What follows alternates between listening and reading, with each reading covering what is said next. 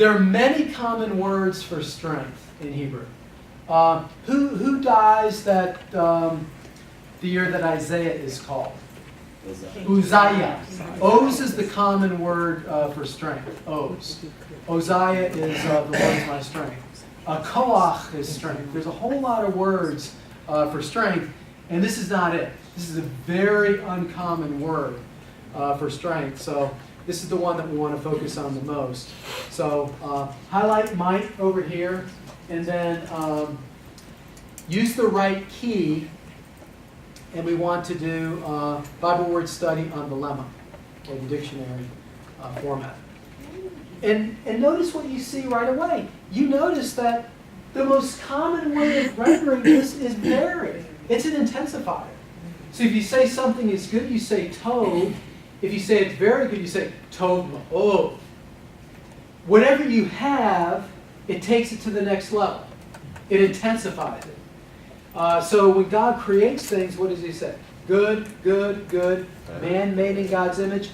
It's tov ma'od. Oh, now there's someone made in my image that I can relate to. Now it's very good. So that's the common use of it. Great, exceedingly, much. Oh, wait, here's a word might, or strength. Do you even see strength up here? It's not even up here. So, now here's what I want to do. I want to go to might, and I want to do the right key and do search this resource. It does say strength in the Baker Encyclopedia. Yeah, so, but that's a very, it's kind of like, it's a very minor rendering of it because it's not the primary sense of what's intended. Okay. Usually it's just the idea of like physical strength or ability is to be denoted. Koach is used, Oz is used. What about virtue of strength? Would that, or is that still? No, that's, Okay. no, typically that's not it. Okay. Yeah, all right. Isn't that a case of one of the word study fallacies where people take the least common meaning or associated synonym and they try to apply it to every term? I wouldn't say that. I would say here's a case where, well, first of all, our English Bible translations have a strong rooting way back in the Septuagint. Okay, so, the Hebrew language was dying out, and Alexander conquered the known world, and he said, well, I want this Bible translation in Greek. And so the Greek Bible and how it renders it, but Greek is so different than the Hebrew that sometimes these basic Greek glosses that are used in the Septuagint become binding. Then it ends up in Jerome's Latin Vulgate. Then it ends up in Tyndale, the earliest English translation. So these things have a history to it, but we're trying to get back to the original Hebrew with this. And what I want to point out here is, so you get all these different renderings. So we're in the Pentateuch, right? So very, very greatly, mighty, very great, mightily, all these kinds of things. Strongly. Notice that's an adverb. Very greatly. All these ly words mean that you're doing it in this kind of a way. It's kind of modifying whatever you do it in this very way. Now, there's an important reference here. In fact, let's go back to our Bible word study over here. So. That's another panel, right? So we did the search. The search is one panel. The Bible word study, or BWS, is another panel. All I did was select that over here. If we go to might, or strength, let's see, yeah, might. We can take a look at all the places where it translates it as might. Let's do that. So there's our wheel for where it's used as might. You can see it's kind of all over the place in the sense of the whole Old Testament. but that's kind of interesting there. But I would say, in terms of my understanding of this word, its typical usage, and its very unusual appearance there in Deuteronomy 6:5 at the end of it, I would say that this speaks to fullness of capacity. So the kind of sense of Ecclesiastes, whatever your hand finds to do, do it with all your might, because in the grave there's no opportunity to do that. So the idea is, if you're going to love God in this way, in this day, how are you going to do it? Half-baked, with just a little bit, give him your worst. No, you're going to love him to the fullest of your extent. And it doesn't matter what your capacity is, just that you use all of your capacity. So it really eschews any kind of idea of comparing ourselves to other people. Well, I can't preach like Billy Graham. I can't teach like this one or whoever. That doesn't matter. If you are using all of you and loving him fully, that is complete 100% success. But that's what we're commanded to do, is to not hold back, to really give ourselves fully to love him, whatever it is, that it's to the fullest extent. So the way I understand these three words in a nutshell will be, with all your inner person, your thinking apparatus, your passion, your desire, but then soul, life source, every breath, opportunity, and then might, to the fullest of our capacity, to love him fully, to not waste this one life that God has given us, but to fully use the gifts, the abilities, the opportunities. I mean, why is it that the common word for money, talent, which is really a measurement of weight, is used by Jesus to talk of opportunity? The one with the 10 talents, the one with the 5 talents. What he's talking about there is that we have a limited amount of time, a limited amount of resources. As long as you're fully engaging who you are in those opportunities, you're obeying God. You're fulfilling his plan for your life. So that's what that word means. And there's one excellent corollary verse, and it's in 2 Kings. It's said about Josiah. In fact, the only place where we find this exact phraseology is in 2 Kings 23. And let me get to that verse. So let's come back over here to our search, and we go down to 2 Kings 23. And I think it's very fitting because Josiah and Jeremiah were the last hope for the southern kingdom. If they weren't going to repent, if they were preaching. So take a look at 2 Kings 23:3, and what you can do, if you hover over here, it gives you the whole verse, but then if you click on it, it will actually bring it up. So if you're teaching on this or preaching on this, this is what I would turn to. Is really the most specific fulfillment of that in specific language in the Old Testament.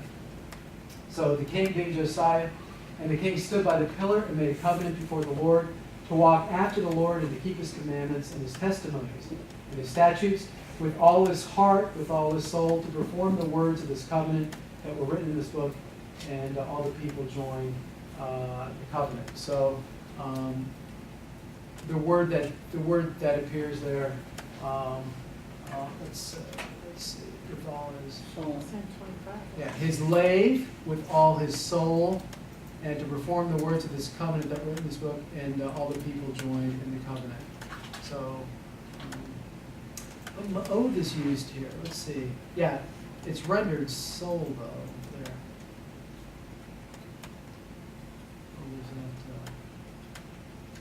Okay, that was for my nefesh panel. Let me go over here to the ma'od panel. What happened was I had one search here open for nefesh, but this is my one for ma'od. So I'm going to come down here now, and it's going to highlight that one for us. So let's go down to 2 Kings 23. Is it 23, 25? Yeah, 23, 25. Yeah, that's the better reference. That one's similar, but the 23, 25. So, yeah, this is the ma'od panel. It shows you, and then all the uses. So we come over here to 25. It says, Before him there was no king like him. He turned to the Lord with all his heart, with all his soul, and with all of his nefesh. So I think that's the direct corollary to, levav, soul, nefesh, and might, ma'odakai. So he was unprecedented in terms of a leader and a shepherd who fulfilled Deuteronomy 6:5 with all of his heart, with all of his soul, and with all of his ma'od. According to the law of Moses, nor did any like him arise after him. So that's the clearest corollary verse we have to Deuteronomy 6:5 in terms of the fulfillment. But anyway, since Jesus called this the greatest commandment, and in the New Testament, there's only two statements that say God is something. God is light and God is love. Well, this idea of how we're to love him is laid forth for us foundationally in Deuteronomy 6:5. So this gives you an idea, kind of the power of the word study, the kind of parameters and nuance that it can shed for us. So if you just go with the English, it may lead you far afield. So interperson, opportunity, and then fullness of capacity is how it's about them. So often very, very different than the way that we think about God. Okay. What is it that's so penetrating about the widow's mind? Well, she gave out of her need. I mean, that's probably almost all she had. And so these rich people were thinking, well, she ain't giving nothing compared to what we're giving. But, Jesus said, no, look at her. She gave her ma'od. Are you giving your ma'od? No. Well, then she's giving more than you because she's giving out of her need. And what about you? So, the world is yet to see a person that really lives that out 24/7, but maybe you can be that person. Okay? So questions or comments about any of that? I just wanted to kind of introduce you to that and the writing system. We'll look at many other passages as time allows today. But what questions do you have about any of that? With words that occur that many times, it takes some time to really sift through, but even with just the wheel, you can kind of get an idea of the different possibilities and the things that are there. But I would not dispense with the dictionary. I mean, since BDB and Hallowed are included with you, start with what they say and kind of come back after that. Another thing that the Heiser video recommends is theological word books and their analysis of different words. There's a handful of those in your package as well. You can kind of see how they summarize things as well. But they can always miss something. Yes, sir. I was thinking about kind of what Mario had alluded to a little bit earlier, with the fallacies, trying to, I think it's probably a lot easier for you, having that comprehensive understanding of Hebrew, but I'm like, as I'm looking through every word and every occurrence, it's like, how do I try to get to the I guess the meat of the meaning in this certain text? Because if I look at the wheel, it has so many different renderings, and Heiser tried to get help. He helped me, but I'm like still having trouble. Like, okay, is this the right rendering in this context, and what is the exact meaning, for this context? Right.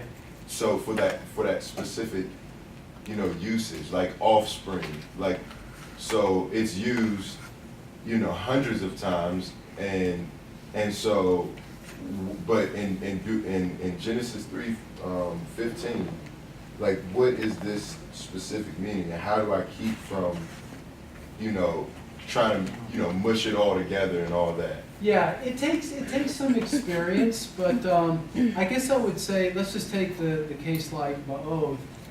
It is such a common intensifier. I mean, it's the English word very, just in Hebrew. So if I were to say, love the Lord your God very, you would know exactly what I meant, right?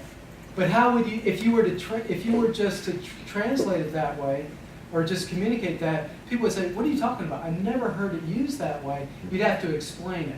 So oftentimes, an English gloss is selected not because it's the best, but because it takes the less explanation for the audience. That's why, you know, you have like the Phillips expanded translation and things, because sometimes it takes, you know, a handful of words to actually communicate exactly what's being said. So in a case like this, where you see, you know, the majority of times it means this, but over here it's translated this way, well, why would that be? That would be because if you were to translate it very in that context, people would say, what? That's not normal English. So, you know, one thing the English translations do is they have to express things in English that's actually spoken, and we just don't say it that way in the English language. Now you could say to the fullness of your capacity, but that's too long. That's not a one-for-one equivalent, so translations don't like that. But you know, words get their meaning from context, and I guess at this point, because we'll come back to this time after time today, I would think of it in terms of concentric circles, okay? Because you know, here we're in Deuteronomy 6, 4, and 5. You would say, well, you know, the rest of Deuteronomy 6 would be kind of the general ballpark. Then let's kind of move out the Pentateuch, or let's say Torah, the first 5 books of Moses. And then after that, well, that would probably be where we would stop because we have so many occurrences. So, you know, the usages that are most similar to the instance in question are the most relevant, and then you kind of develop outward. So in those examples in the video, he shows you poetic examples. So we could have done that here, but I kind of just cut to the chase that it's mostly translated very. So there's a very odd, unusual translation. Why would that be? Because, you know, he's talking about love him with your very. What does that mean? It means to the fullness of your capacity. So, you know, think of the most similar contexts and kind of work your way outward. But yeah, understanding the meaning of words and what's needed in a particular context takes experience. That's why I think, to be honest with you, even though in terms of just the raw data that can be collected and sifted through by the beginning student, it's still good to learn from, you know, the eminent scholars in the field and the judgments they made. They're not always right, but it's a good starting point. You know, that's why commentaries are good, but maybe not as a first step. To kind of, well, am I out in left field, or is this actually within the scope of what we're talking about? Okay. And those theological word books are helpful too, to kind of sift things and set up some boundaries as well. But we'll try to demonstrate this in the rest of the afternoon as well. But, you know, sometimes it's just very low-hanging fruit. Like one passage we'll look at today is Psalm 23. You know, the most damaging thing people do with Psalm 23 is they say, well, it's the shepherd and sheep throughout the whole psalm. But when you get to verses 5 and 6, it says,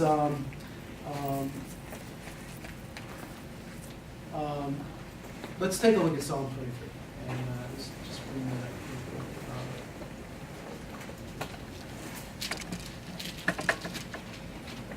So if you bring it up in the English, and we'll develop this more this afternoon as we have time. I believe what's happening here is the image has heightened in verses 5 and 6 because it says, you prepare a table. Well, what kind of table is that? We click on the word table, and let's do the right key. Let's do the Bible word study. Well, you see it's the word shulchan. And you look at the word table and you see, well, this is only used 71 times. And you can actually do a word study on table. But what you will find here is that it's only ever used for a table that people eat at. It's never ever used for like a table land where animals graze. So we can't take the English word table and extend it to the way that it's used in English, we have to stay with the primary Hebrew idea, which is a human eating table. So sheep would never eat at a human eating table. You come down here to the word enemy. What kind of enemies are they? Are they just parasites, or are they human warring enemies? And you're going to find that they're humans. You come down to the word cup, a very common Hebrew word. If you look at the word cup, right key, Bible word study, you see it's only used 29 times. And cup, shell-shaped goblet, bowl, cup, jug, vessel, receptacle of equipment, cup, shell. But it's not used that often. It's mainly used in poetry. But it's typically the cup of celebration that a human raises to celebrate fellowship with another person. So, what Philip Keller and others have done in terms of taking that as tableland, taking that as parasites, taking that as a watering trough that animals eat out of, that would be unprecedented in Scripture, so it's best to leave that alone and to English people that are just running with it and doing what they want with it. But the Hebrew word doesn't mean that. So, but yeah, it does take a lot of experience and time to develop this field of doing a word study, and it's not an exact science. That's why the different the translations vary to a degree. And so, one of the nice things you can do is just take a look at how the different translations deal with it, and we'll do that probably this afternoon. You can just line them all up, and if there's a variation, then paying special attention to that. But yeah, his video and the principles that he sets forth there is a good template, and we'll kind of use that to build off of. But the more experience you have, the better. Okay, let's take our break. Let's come back in 10 minutes.